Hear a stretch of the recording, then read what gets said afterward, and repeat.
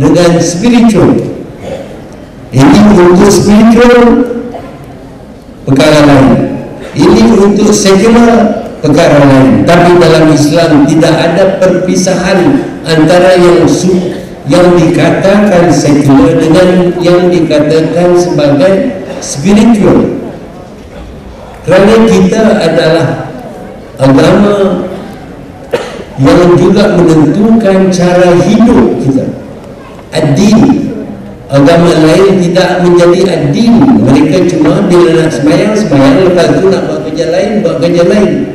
Tapi tiap sesuatu yang dilakukan oleh kita di masa kita hidup adalah sebahagian daripada cara hidup kita.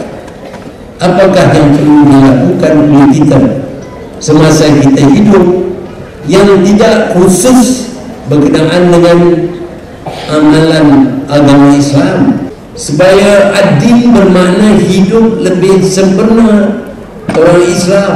Dan untuk ini kita perlu menguasai ilmu perubatan. Kalau kita tidak menuntut ilmu perubatan supaya kita dapat menentukan umat Islam ini hidup sempurna, tidak jatuh sakit sepanjang masa, itu juga menjadi sebahagian daripada ajaran agama Islam.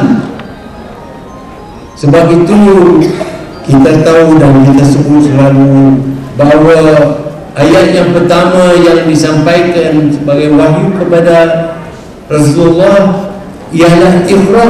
Iqra bermakna membaca.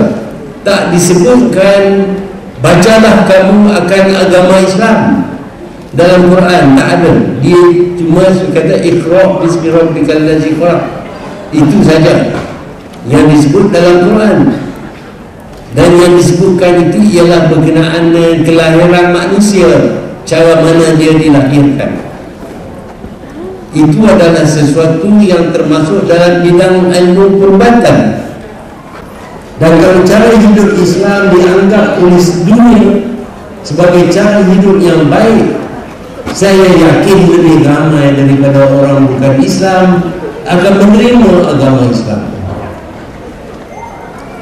Ini harus kita ingat bahawa kita yang memburukkan agama Islam, kita yang menjadikan agama Islam seolah-olah agama orang yang bodoh, yang ketinggalan zaman, yang miskin, yang merana, dan tidak orang yang berjaya, yang mampu mempertahankan umat Islam.